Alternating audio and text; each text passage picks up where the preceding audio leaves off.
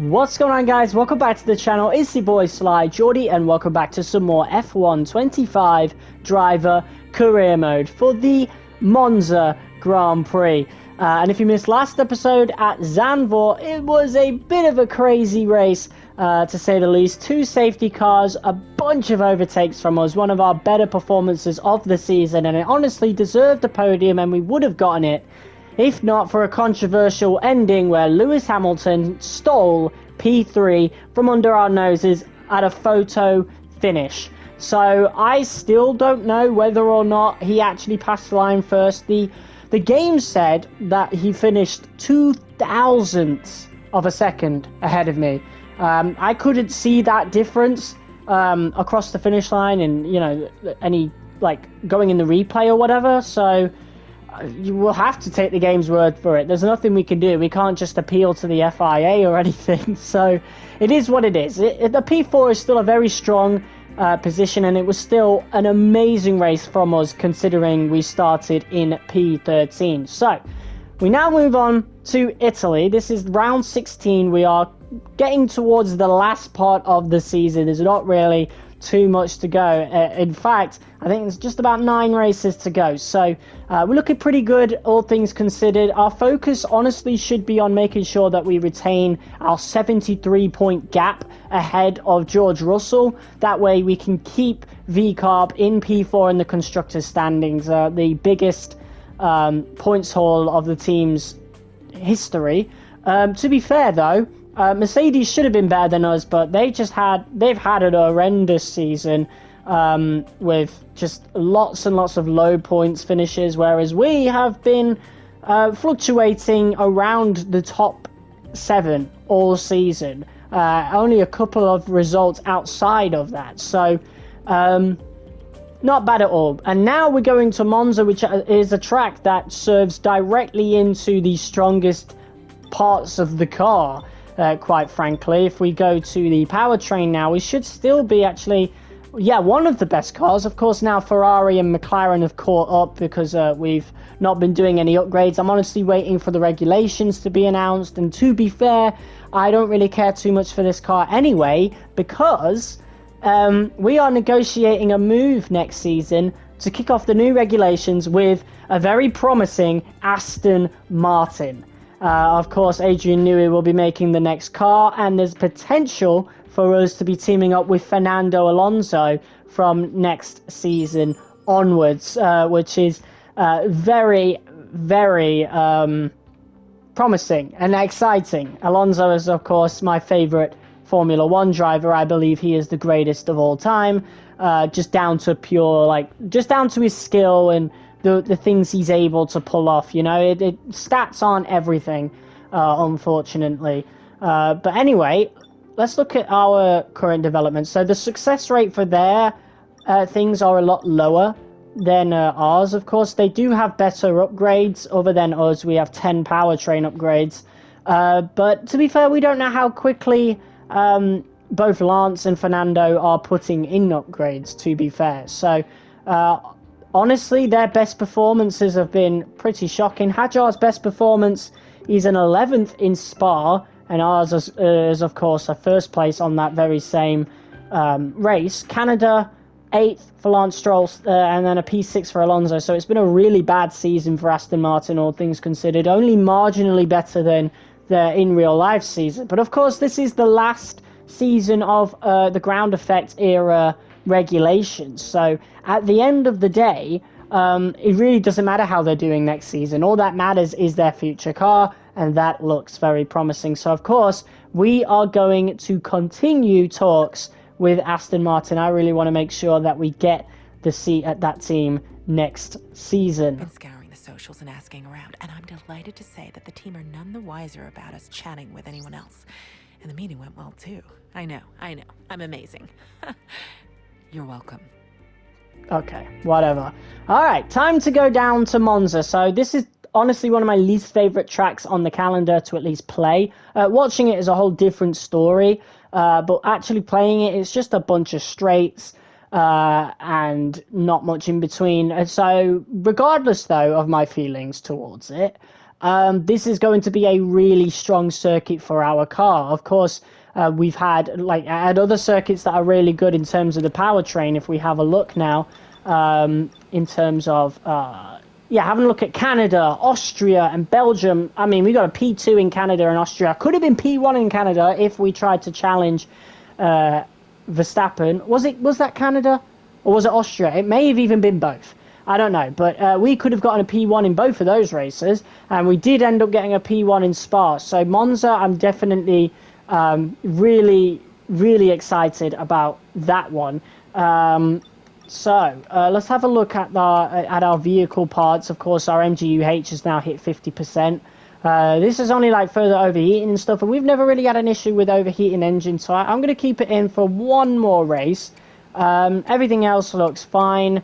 Yeah, we don't really need to worry about anything. So, yeah, guys, without further ado, let's finally go over to Monza qualifying. We'll have a look at any upgrades that anybody has brought in. Red Bull have brought in upgrades. Williams have brought in upgrades. Alpine have brought in upgrades. Everybody's brought in like a little minor upgrade apart from Mercedes. We've brought in I can't tell if that's a major upgrade or not. I don't know what the tire blankets were. But yeah, that's all we got to say. So let's get to it. They call it the Temple of Speed, and the pilgrims have come to worship. It's all about the speed today. Qualifying awaits us. Welcome to Monza for the Italian Grand Prix. Well, here we are at the second Italian Grand Prix of the season, and it's going to be a big one. At least I hope so anyway for us, with the powertrain that we do have. Unfortunately, we're not the best on the grid anymore in that regard. Of course, we could put more upgrades into it, but yeah, we're getting to the time of the season where the new regulations are going to get announced soon, and if F1 23 was anything to go by, I don't quite remember when the new regulations were announced in our F1 24 season. It should be around Singapore time, which is 2 episodes from now. Next episode is Baku, and then the one after that is Singapore. Someone can correct me if I'm wrong. I don't really pay attention to it. The 24 races. There's so much to remember. I regret doing 24 races. I should have just done 16. A lot of the other YouTubers did 16 races. I must be the only one that's doing a 24 one. I don't know, but rest assured, I probably won't be doing that in future. Everybody's already having fun putting all the new reverse tracks in Season 2, whereas I'm still stuck just over halfway through Season 1. Either way, it's been a really good season. I've really been enjoying it, and a lot of the lessons I learned from doing content creation in F1 23, you know, I'm putting into practice here in F1 25, and it's been a really good series, especially viewership-wise. Everybody is really enjoying it. I'm getting a lot more comments than I did during the F1 23 one, so again, thank you so very much. But yes, that was our first lap, and funnily enough, it actually wasn't as quick as our teammate, but still a decent lap in the grand scheme of things, a P10 for us. But it just goes to show how easy Monza is to drive. It's really not a technical track at all. So the powertrain, even though we are only the 3rd best car on the grid, it's really coming into fruition. And then of course AI engine wear could be coming into fruition as well. So who knows where we'll end up, but almost 4 tenths up, just over 3 tenths up on our original lap, gets us a P8 in the race. So not the worst ever. Definitely kind of expected better, to be fair. Haas, Ferrari, McLaren, Red Bull, Williams, Alpine, all ahead of us. We only just managed to get in front of our teammates. So it's a very weird top 10, to say the least. We've got the likes of Norris, Sonoda, and Russell all out of the top 10. Ocon's in P5, which is absolutely crazy. So, yeah, it's going to be a weird one.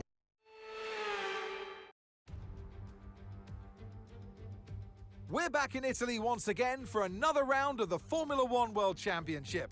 And what a great race is in store for us today, here at the oldest circuit on the calendar, which hosted its first race all the way back in 1922. With top speeds reaching 215 miles per hour, only a few places can challenge Monza's crown as the fastest track in Formula One. Hard braking zones going into the 3 chicanes make up the majority of the 11 corners on this 3.6-mile circuit. And just in case the slipstream wasn't enough, 2 DRS zones will help encourage some close action. And alongside me today, former Formula One driver and former world champion too. See, told you I'll give you a big intro. Anthony Davidson, hello. So here we are at Monza, Temple of Speed, lovely long straights, and well, that's it. It's easy, isn't it? It's a little bit harder than that, Crofty, than you make out. I mean, yes, you do have those long straights, but it's linked by very tight, tricky corners. Big emphasis on braking zones around here as well, particularly into turn 1. You decelerate at the 150-meter board down to the 50-meter board, and you'll scrub off easily over 150 miles an hour. So yeah, it puts a lot of G-force on the drivers' bodies as they decelerate, and obviously it throws up a big overtaking opportunity as well come race day. Okay, as you know, this is the team's home race, which means it's extra important for everybody in this team. They've got friends here, they've got family here, they're all in the grandstands watching, so let's go and put on a good show for them. So if you were anything like me and you also thought that the starting grid was pretty strange going into it after qualifying, it's a lot more weird here. The likes of Hamilton and Verstappen have taken penalties. There's a couple other people as well that have taken penalties, and that has pushed us up to P5. Charles Leclerc will be starting on pole ahead of Esteban Ocon. Pierre Gasly is somewhere ahead of us. It is certainly a strange one. We got Albon in P3 as well, Alonso in P7. So I don't know who it was. It might have been Piastri. That would have made more sense to take the penalty. I think it was Piastri. So, yeah, a real strange one as we now go into this. Probably the strangest starting grid I have ever experienced in an F1 game. I mean, look at the top 5. We've got a Racing Bull. I mean, look at the top 6. We've got 2 Racing Bulls, an Alpine, Williams, and a Haas. The only thing that's not strange is Charles Leclerc on pole. So, the Tifosi will be very happy about that. Our strategy in the meantime, softs, mediums to hards. I really didn't find the tyre wear too shocking, and you know, we're at full speed for most of the lap anyway. And the people around us, hards and mediums, so we could get a pretty good start as now it's lights out and we are underway, and just as I said, we got a great start ahead of all of these 3 guys in front of us, and we've jumped all the way up to P2 as Leclerc's made a good getaway. So Ocon and Albon obviously weren't ever going to have the greatest start on those cold, hard tyres. We're on a set of softs that are unfortunately from qualifying. I don't get it. There is a lot more soft tyres, you know, for us in qualifying. I only used 2. I don't know. I don't quite understand why we have to use a used set. Maybe I should just read the rules again. But either way, even with the used set of softs from one of our qualifying laps, we've jumped up to P2.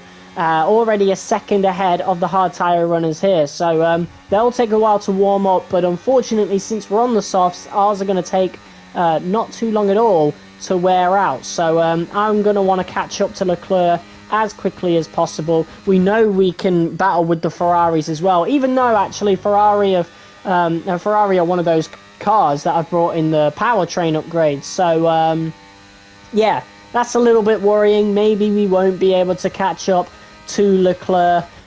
He's on the medium, so within a couple of laps he is going to be the quickest car. But yeah, if we could stick within 1 second of Leclerc right here, we'll be able to get DRS for every lap and extend the lead to the cars behind us. Currently 2 seconds, but as we go on to lap 4, the tyres have really started to wear, specifically the front left. Leclerc has a 3-second lead out ahead, and Ocon is slowly catching up, but there's yellow flags ahead.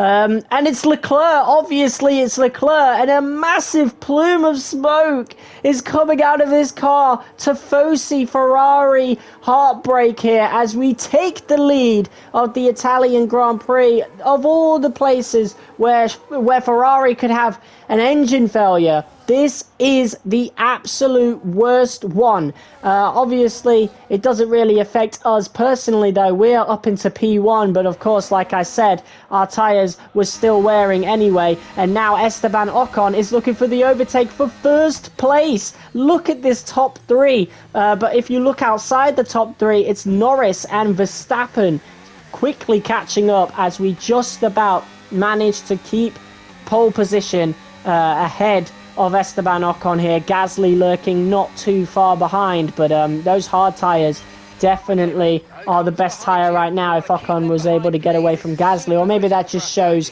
how good the Haas is compared to the Alpine. My race engineer has set the objective of staying ahead of Ocon, but quite frankly, we're not ever going to be able to do that. So, yeah, he's going to pass us pretty swiftly on this straight right here, I'm pretty sure. I'm going to be saving ERS for the main straight, so we're practically letting Ocon past us here. There's just no point fighting that, especially since we would take a lot more damage by letting him pass on the main straight, because he'll get further and further out ahead with the ERS and the DRS. But yeah, we got 64% tyre wear on the front left, so yeah, already losing a lot in terms of the tyre wear. In just one corner, it's jumped up 4% to 68%. So yeah, soft tyres are pretty cooked at this point, but the lap 6 was our pit lap anyway. As we look further behind us, Max Verstappen makes the pass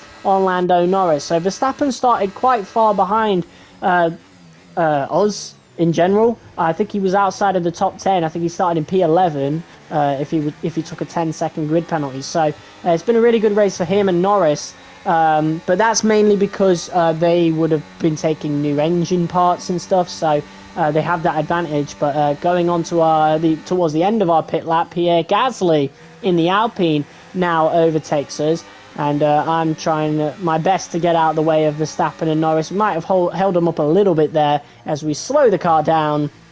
Into the pit lane we go. So we're now going on to the mediums. That is a very high tyre deg right there, 78%, which is absolutely puncture territory. Let's see how we do on the mediums. I think that soft tyre stint was definitely a successful one, jumping up from P5 to P2 and able to keep that for a long amount of time. Ocon, however, did gain 3 seconds in one lap, so yeah, we've really got to have a good outlap here on these mediums just to try and negate that a little bit. I mean, Ocon will be going out a bit longer, so we're definitely going to be able to gain a reasonable amount of time. 3 seconds, though, I am not too sure about that, as we are now on to lap 7. Verstappen has pitted. I don't think he needed to at all, but he definitely pitted a bit early, perhaps looking for an undercut. Maybe the engineers kept an eye on my timings and let him know that the undercut was definitely on. You know, we know our race engineers are always keeping an eye on everybody's times, so they definitely told Verstappen about that. And I'm not going to fight Max at all. You know, we're a Red Bull driver, but it's also not really worth fighting him. Easily the better car this weekend, so yeah. I'm not going to bother fighting Max at all. If Norris comes anywhere near us, I'll definitely put up more of a fight. But Max Verstappen, that is most likely him going to be taking the lead later on in the race. As yellow flags ahead, it's Gabriel Bortoleto, who in real life has actually scored his very first Formula 1 points. Really good race for Gabriel in Austria. So yeah, really happy to see that. He's a great driver, but unfortunately in our universe, he has taken an engine failure. And it takes until lap 11 for other cars to pit. And obviously Ocon went a bit too early. My engineer's talking about, too late rather. My engineer's talking about changing the strategy because of the tyre deg. Of course, there is high tyre deg even on the mediums, but we're going until lap 14 anyway. So it's not too far out, and then we'll be going on to the hards. And we've managed to completely overturn Ocon's 3-second advantage into a 3-second advantage for us. So that was a very good beginning stint. But as we go on to lap 13, Ocon has now already caught up. He is, of course, on, what is it, like 5, 6, 7 fresher mediums. That's the issue with starting on the softs, but I really did want a good start. And maybe in hindsight, had I checked what tyres everybody else was on around me at the start of the race, I probably would have gone mediums to hards. That might have been the better decision, because now, because we started on the softs and had to go on the mediums so early, these mediums are now completely offset, and the hards might be offset towards the end of the race. So we got to hope that the hards are better as we now look to retake P2 ahead of Esteban Ocon. Meanwhile, Verstappen is nearly 5 seconds ahead. We've managed to retake the position. We're going to have to shut the door a little bit on Ocon just to make sure that he doesn't overtake us. He has a lot more grip than us at this stage of the Grand Prix, so he's able to get away a lot quicker. And yeah, our tyre wear on the front left is dangerously close to 70% now. So yeah, this is 100% going to be our pit lap.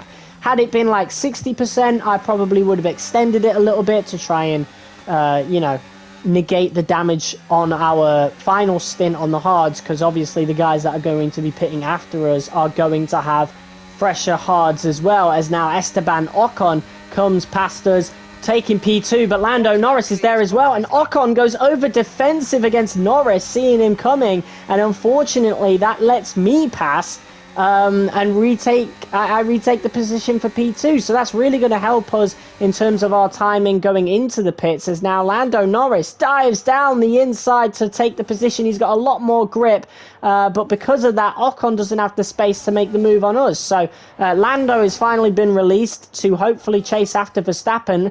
We're actually going on for another lap, so maybe I did extend it, I don't know.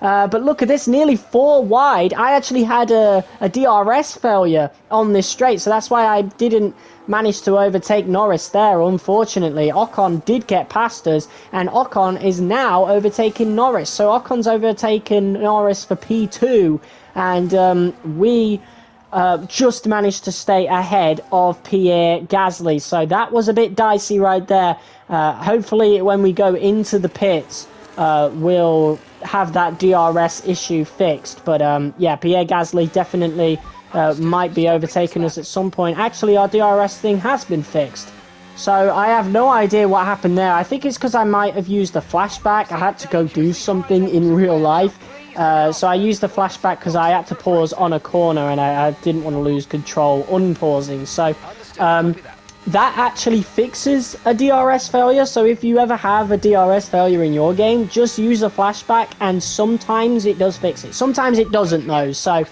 don't take that as gospel. It's just sometimes it does kind of mess with the coding a little bit and takes that DRS failure away. Either way, it wouldn't have mattered anyway. We would have only lost the position to whoever was in P5. Right now it is Albon, and then as soon as we go into the pits, it most likely would have been fixed. So yeah, regardless, the damage was already done. We might have been able to get ahead of Norris just a little bit longer before pitting, had that not happened. But yeah, it is what it is, as we are now going on to our final stint. Look at how worn that front left was.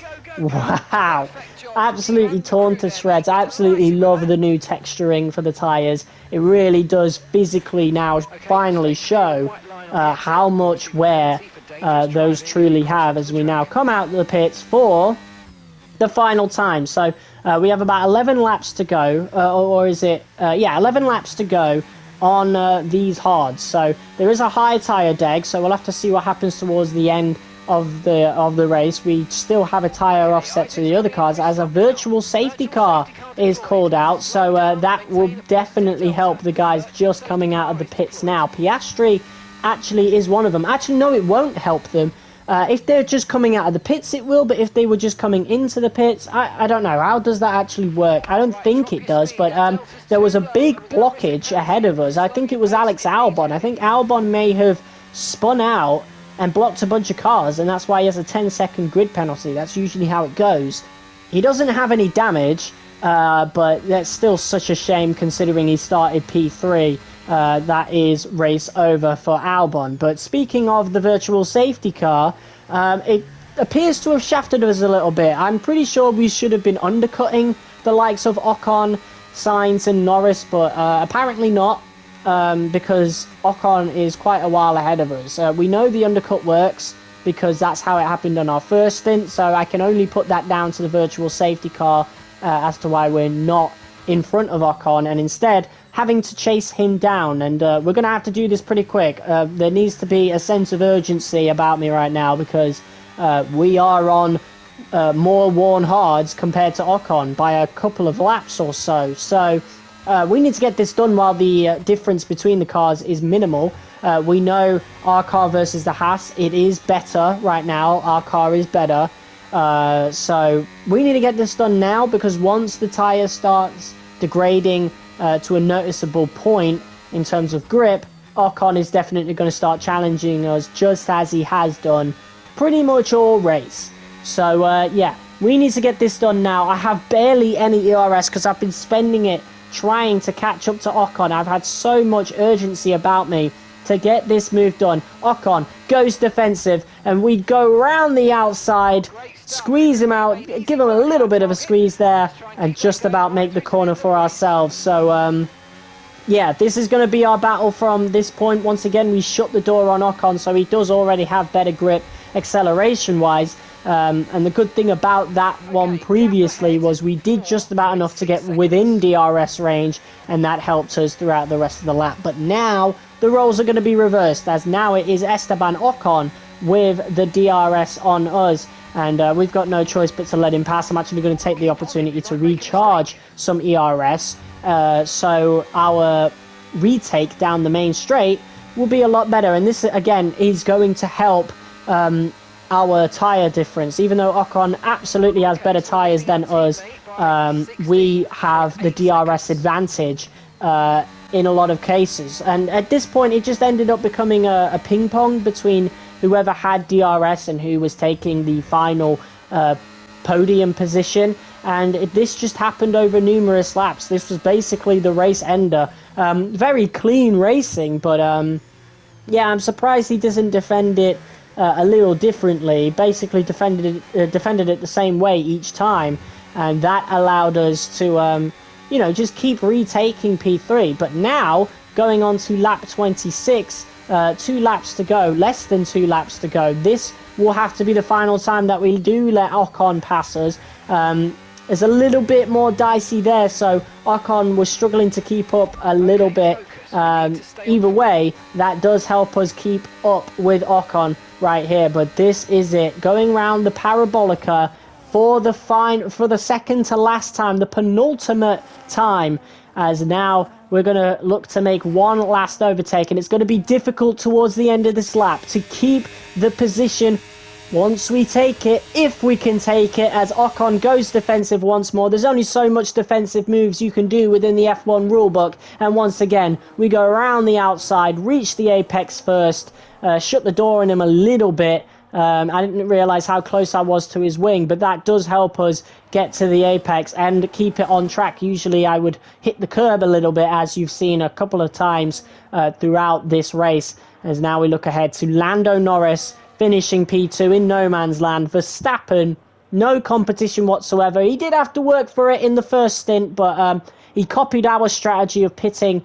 not too long after us, and that allowed him to really save his tyres a lot more. But we need to look at our position right here, the battle for third. Who knows, maybe me and Ocon could fight so much there might be a crash here, as Ocon looks to make the move here. I go a little bit defensive this time. I used ERS down that straight. So, yeah, we kept the position ahead of Ocon. This is it. I'm swaying just a little bit to keep Ocon out of the slipstream. But as you can see, I've ran out of ERS nearly. We're going to recharge a little bit around the Parabolica, the last corner of the race. Here we go. Inches from the finish line, crossing it. We're not having a photo finish controversy this time. We have taken P3, another podium, and yeah, what a great race that was. Ocon and Gasly, strong results for them. Unfortunately, our teammate Isaac Hadjar wasn't able to keep Lance Stroll behind, but for us, it's a good race. No Verstappen, Max Verstappen, he takes victory. They had to be decisive with their overtaking today as they worked their way through the field. And those kind of race victories are so enjoyable because it's not just like winning from the front. They really had to work for it today.